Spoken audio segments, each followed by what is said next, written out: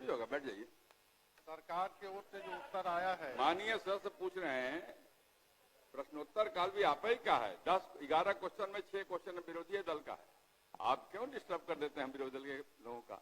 महोदय, सरकार ने जो उत्तर दिया है कि राज्य कर्मियों को वेतन भत्ता, पेंशन एवं ग्रेच्युटी आदि केंद्र के कर्मियों के संरूप देने के लिए सरकार नीतिगत रूप से बाध्य नहीं है। मैं सरकार के इस उत्तर को सरकार के 3 दस्तावेज के आधार पर चुनौती देता हूं। मैं सरकार से जानना चाहता हूं कि क्या यह बात सही है कि दिनांक 21/11/97 को बिहार सरकार तथा राज्य कर्मियों के प्रतिनिधियों के बीच में समझौता हुआ, जिसकी कंडिका 7 में निर्धारित है कि केंद्र के अनुसार ग्रुप इंश्योरेंस एवं ग्रेच्युटी देय होगा। नंबर 2, क्या यह बात सही है कि इसी आधार पर दिनांक 2/1/98 के आदेश के गठित फिटमेंट कमेटी के टर्म्स एंड रेफरेंस में यह लिखा गया कि केंद्र के समरूप हूबहू वेतनमान, भत्ते एवं सेवा शर्तें दिए जाने को फिटमेंट कमेटी रिपोर्ट देते समय ध्यान में रखेगी? महोदय, समझौता चाहे किसी निजी 2 व्यक्तियों के बीच का हो या सरकार और राज्य कर्मियों के बीच, उसका मूल्य वही रहता है। समझौता तोड़ने वाले की साख समाप्त हो जाती है, तो मैं जानना चाहता हूं कि अपनी साख बचाने के लिए क्या सरकार समझौता की कंडिका 7 के अनुरूप राज्य कर्मियों को देय ग्रेच्युटी की अधिकतम सीमा को 20 लाख से 25 लाख रुपए दिनांक 1/1/24 से करने का विचार रखती है? यदि हाँ तो कब तक, नहीं तो क्यों? माननीय मंत्री। ये प्रश्न पिछले सत्र में ही ध्यानाकर्षण के रूप में सदन में उत्तरित भी हो चुका था, तो एक तरह से ये तो प्रश्न आना भी नहीं चाहिए था। और माननीय सदस्य ने जो विषय रखा है, जब हम 7th पे कमीशन जब केंद्र सरकार के द्वारा 2016 से लागू किया गया और फिर बिहार सरकार ने उसको 2017 से फिर लागू किया, केंद्र सरकार के कर्मचारियों की पॉलिसी, नीति और राज्य सरकार की नीति में डिफरेंसेस होते हैं, ये हर एक राज्य में। जब गवर्नमेंट ऑफ इंडिया ने पे कमीशन लागू किया तो बिहार सरकार ने भी कैबिनेट के निर्णय के बाद पे कमीशन को लागू किया, और उसी में एक प्रावधान था जो सेंट्रल पे कमीशन था कि अगर हमारा 50% डीए इंक्रीज करता है तो हमारा ग्रेच्युटी को हम 20 लाख से 25 लाख करेंगे। जो माननीय सदस्य ने जो विषय रखा है, मेरा सिर्फ इतना, सरकार सिर्फ क्यों ये बाइंडिंग नहीं है हम पे, राज्य सरकार ने ये निर्णय लिया, अब तो भारत सरकार 8th पे कमीशन पर भी विचार कर रही है, लेकिन वर्तमान में जिस 1997 के पत्र का या एग्रीमेंट का माननीय सदस्य द्वारा जो पूरक पूछा गया है, ये कभी भी स्टेट गवर्नमेंट पर ये बाइंडिंग नहीं है, और स्टेट गवर्नमेंट ने जो तय किया 7th पे कमीशन के अनुरूप जो भी प्रोविजंस हैं वो उनके अपने राज्य कर्मचारियों को दिया जा रहा है। एक और पूछ लीजिए। ये कहना है, माननीय मंत्री जी ने कहा कि ये बाध्यकारी नहीं है, लेकिन ये जो सरकार और कर्मचारियों के बीच ये समझौता हुआ था, ये इनका दस्तावेज, मेरा नहीं। इसके बाद जो फिटमेंट कमेटी के लिए है, ये बिहार सरकार वित्त विभाग का संकल्प है कि राज्य सरकार अपने सेवी वर्ग के केंद्रीय सेवा शर्तों के साथ केंद्रीय वेतनमान, भत्ता एवं अन्य सभी सुविधाएं यथा चिकित्सा भत्ता, यात्रा भत्ता, ग्रुप बीमा, ग्रेच्युटी, मकान भाड़ा इत्यादि केंद्र के अनुरूप स्वीकृत करने के लिए में सैद्धांतिक रूप से सहमत है। माननीय मंत्री जी का जो जवाब था कि सैद्धांतिक रूप से बाध्यकारी नहीं है, तो यहाँ तो ये सरकार का दस्तावेज है, ये सैद्धांतिक रूप से आप सहमत हैं। इसके बाद जो है तो फिटमेंट कमेटी बनी, और फिटमेंट कमेटी की जो रिपोर्ट है, in light of decision taken by the government of India in September 1997 on scales of pay for central government employees based on the recommendations of the 5th pay commission report, the fitment committee was required, according to government resolution, to submit its recommendation on revised scales of pay for state government employees effective from 1/1/96. While submitting its recommendations, the committee was required to keep in mind that state government employees getting higher or lower remuneration that central employees will be sanctioned only such scales as being drawn by central government employees. The state government had decided to grant central scales of pay and allowance with central पूरा पूछिए conditions ना। of service and accepted in principle that all facilities like medical allowance, traveling allowance, group insurance, gratuity, house rent allowance, etc. will be provided to its employees as permissible to employees of the Ajay Babu central पूरा government. पूछिए। ये मेरा कागज नहीं, ये सरकार का कागज, ये सरकारी दस्तावेज। ऐसा करिए ना, चूंकि आपके पास बहुत सारा डॉक्यूमेंट है, तो माननीय मंत्री जी को दे दीजिए, आपको लिखित उत्तर भिजवा देंगे। नहीं, ये प्रोसीडिंग का पार्ट बने, हम ये नहीं आप तो पढ़ चुके। माननीय अध्यक्ष महोदय, हम ये नहीं कहते कि ये जो आपका कागज है ये आपका दस्तावेज है, आप बढ़ाइए नहीं बढ़ाइए आपका मामला है। आपके पास पैसा नहीं हो, आप कह दीजिए कि हम बैंकक्रप्ट हम नहीं बढ़ाएंगे, लेकिन आप अपने दस्तावेज को तो एक्सेप्ट कीजिए। इसलिए तो मैं कह रहा हूँ दस्तावेज मंत्री जी को दे दीजिए, आपको लिखित उत्तर भिजवा देंगे। इसको महोदय एक मिनट बैठ जाइए, मंत्री जी कुछ कहने वाले। अध्यक्ष महोदय, बैंकक्रप्ट नहीं है हमारा, तो बजट आकार 23,000 करोड़ से अब 3,17,000 करोड़ तक चला गया है। हमारे हाथ में बिहार सरकार का बजट है जो 2017 का है।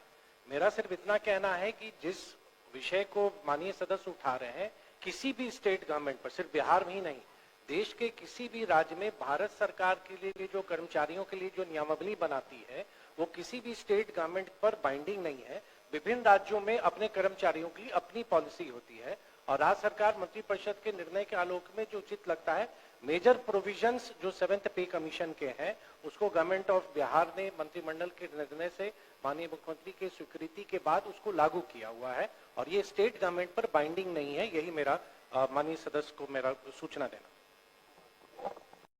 अजय जी महोदय, बैठ जाइए, आप कहोगे। महोदय, अध्यक्ष महोदय, मैं सिर्फ सरकार से ये जानना चाहता हूं कि सरकार और कर्मचारी यूनियन के बीच समझौता हुए और जब समझौता सरकार ने किया और उसको लागू करने का डेट भी दिया, तो उसको पूरी तौर पर लागू करने में सरकार को क्या दिक्कत है, ये जानना चाहता हूं। आप अजय बाबू कागज मंत्री जी को दे दीजिए, पूरा अध्ययन करके फिर से पढ़ लेंगे, क्योंकि इतना लंबा चौड़ा आपका है कि हो नहीं पाएगा ना, तो वो पूरा उत्तर आपको भिजवा देंगे। दे दीजिए, पढ़िए। नहीं अध्यक्ष महोदय, एक बात हो गया आपका। अब आपके बात तो अजय जी बोल लिया, अब आप बोलिएगा। आपने हो गया, आप दे दीजिए मंत्री जी को। महोदय, एक बात सुन लिया जाए। हमारा ये कहना है कि सरकार ने लिखा है कि भत्ता, पेंशन, उपादान आदि केंद्र सरकार के कर्मियों के स्वरूप देने के लिए नीतिगत रूप से बाध्य नहीं है। इसका उत्तर अस्वीकारात्मक है। सरकार ये कहे कि ये स्वीकारात्मक है, पैसा होगा तो देंगे। अब तारांकित प्रश्न लिए जाएंगे। हो गया। मैं चाहता हूं सर कि समझौता मैंने आपने कहा ना किया। आपको, चूंकि बहुत सारे सरकार डॉक्यूमेंट इन्होंने दिए हैं।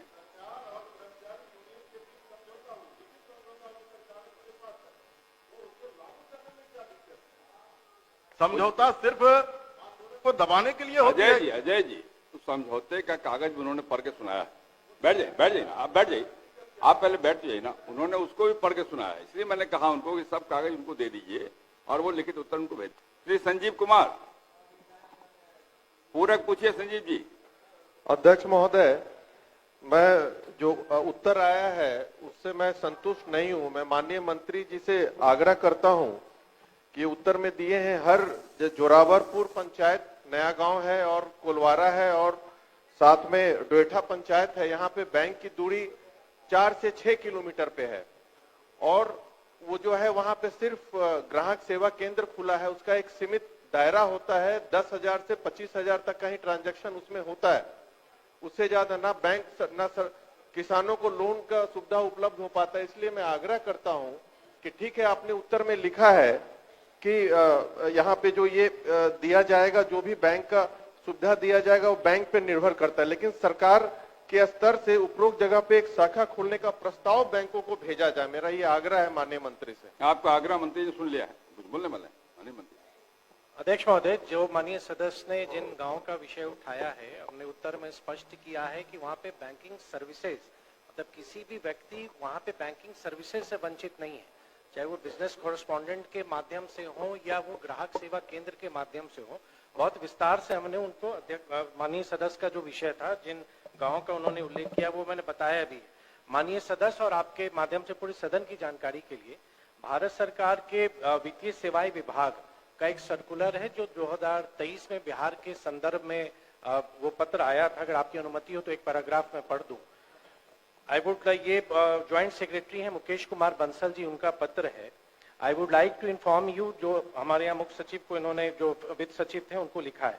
आई would like to inform you that one of the major priorities of the department of financial services is to ensure availability of banking outlet with bank branch, business correspondent or India's post payment bank center within 5 kilometers।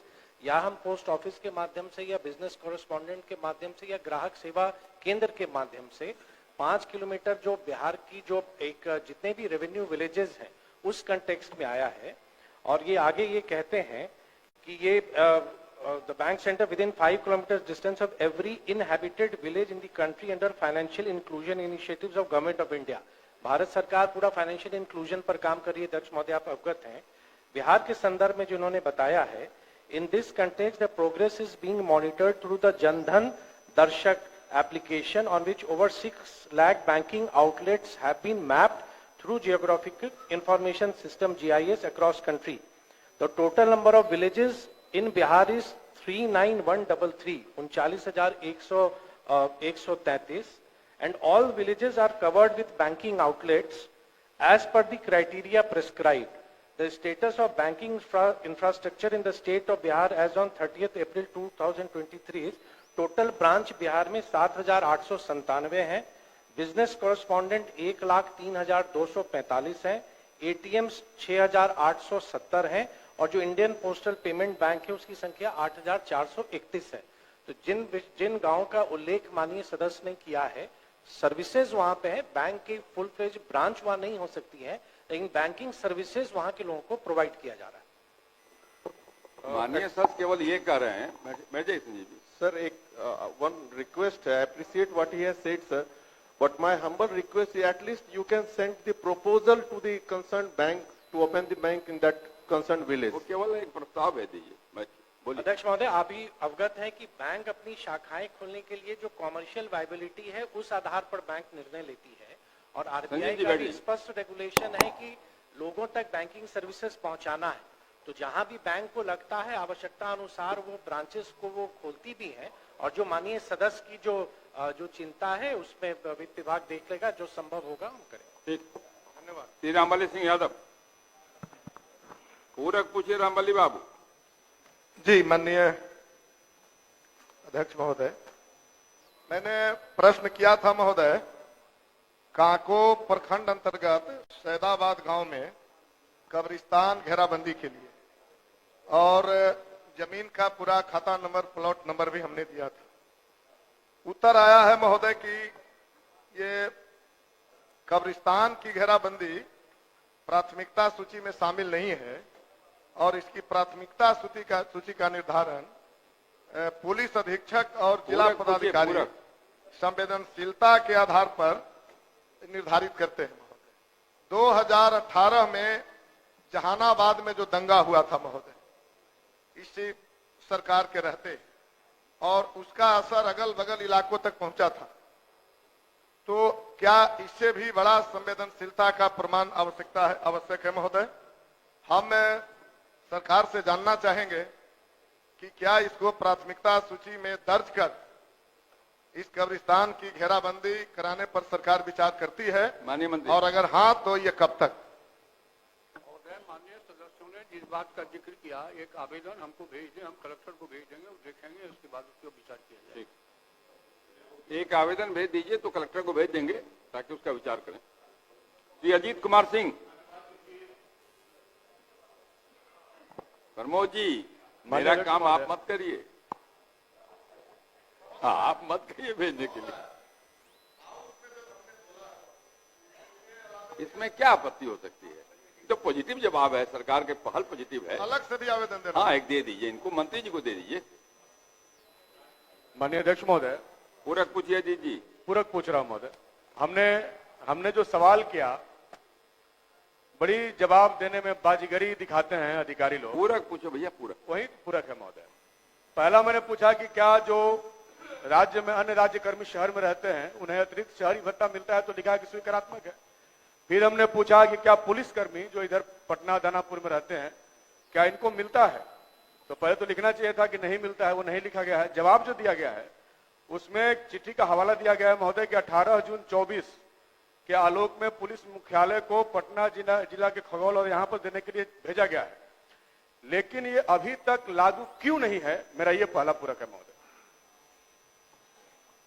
माननीय मंत्री। महोदय, निर्देश दिया गया है, लागू हो जाएगा, कोई दिक्कत नहीं होगी। नहीं अध्यक्ष महोदय जवाब तो बहुत भेग में है कि निर्देश दिया गया है, लागू हो जाएगा। महोदय मैं जब सवाल पूछ रहा था तो फरवरी का महीना रहा होगा और पिछले साल जून में आपने आदेश दिया और फरवरी 2025 तक लागू नहीं हुआ। मैं ये जानना चाहता हूं कि जिन्होंने आपके आदेश को इतने दिनों तक लागू नहीं किया, क्या उसके ऊपर आप कार्रवाई करना चाहते हैं? डायरेक्शन दिया गया, नहीं लागू होगा तब न कार्रवाई कीजिएगा। डायरेक्शन दिया गया है, जल्दी ही लागू करने का काम। महोदय लागू नहीं हुआ है। एक तो बात है कि लंबे समय से इनको नहीं मिलता है, दूसरा जब सरकार ने 2024 में इसका फैसला किया 6 महीने से लागू नहीं हुआ, तो हम कब तक माने कि लागू होगा? जब 6 महीना लागू नहीं हुआ तो ये जवाब देना कि लागू हो ही ना जाएगा, ये तो गलत जवाब है महोदय। जवाब ये दिया जाए कि लागू सरकार के आदेश को महोदय हम लोग भी जितना 4.5 वर्षों में समझे हैं कि अधिकारियों को 15 दिनों में लागू करना होता है। अगर उन्होंने लागू नहीं किया तो ये सरकार का, बिहार सरकार का अवमानना है महोदय, माननीय मंत्री जी का भी अवमानना है। तो उनके ऊपर एक्शन कार्रवाई करेंगे कि नहीं करेंगे और कितने दिनों में इसको लागू करेंगे, हमको बता दें महोदय। माननीय मंत्री। जल्द से जल्द लागू कर लिया जाएगा, नहीं करने पर कार्रवाई की जाएगी। ठीक। श्री देवेश कांत सिंह, पूरक पूछिए। देवेश जी जी पूरक पूछिए। आपके आदेश से पूछता हूं कि ये बीएलओ लोगों को तो उनका कार्य भत्ता दिया जा रहा है, लेकिन जो EARO जो पूरे साल भर मतदाता सूची का काम चल रहा है, इससे संबंधित ब्लॉक लेवल पर कोई व्यवस्था नहीं है। ERO ऑफिस में होता है, जो RO ऑफिस है, ERO ऑफिस है, वहां हो जाता है, लेकिन ब्लॉक में ब्लॉक का पैसा लगा के उसका बिल संपुष्ट किया जाता है, जो कि झंझट का काम है, बाद में उसमें दिक्कत आएगी। इसलिए AERO ऑफिस कार्यालय के लिए क्या व्यवस्था है, यही पूछना चाहता हूं। माननीय मंत्री। महोदय सुनो भाई, जवाब सुनिए। महोदय, ये जो बीएलओ को भत्ता दिया जाता है, इसलिए कि बीएलओ की जिम्मेदारी है कि वो अपने जो मूल कार्य है उसके अलावा बाकी समय में, जो सब लोग को कम से कम हमारे साथियों को पता है कि बीएलओ प्रायः शिक्षक होते हैं और कुछ दूसरी सेवा से भी होते हैं, उनकी ड्यूटी है कि वो अपना काम करने के पश्चात गांव में घर घर घूम के वो मतलब डेटा कलेक्ट करेंगे या मतदाता सूची को अद्यतन करेंगे, इसलिए उनको भत्ता दिया जाता है। और AERO जो है ये अपने जितना देर उनका ऑफिस टाइम है उनको अपने दफ्तर में बैठ कर ही काम करना रहता है, इसलिए उनको कोई भत्ता या टीए नहीं दिया जाता है। ये लोग तो घूम घूम के घर घर जाके न कलेक्ट करते हैं और अपने दायित्व के अलावा करते हैं, और AERO के तो दायित्व में ही शामिल है महोदय, इसलिए उनको नहीं अलग से दिया जाता। मैं जो पूछना चाह रहा हूं वो अलग विषय है। बीएलओ को भत्ता मिलता है, वो अपना काम करते हैं, सरकारी पदाधिकारी हैं, चाहे AERO भी अपना कार्यालय में काम, लेकिन उससे संबंधित जो AERO कार्यालय में प्रखंड स्तर पर जो बैठकें होती हैं उससे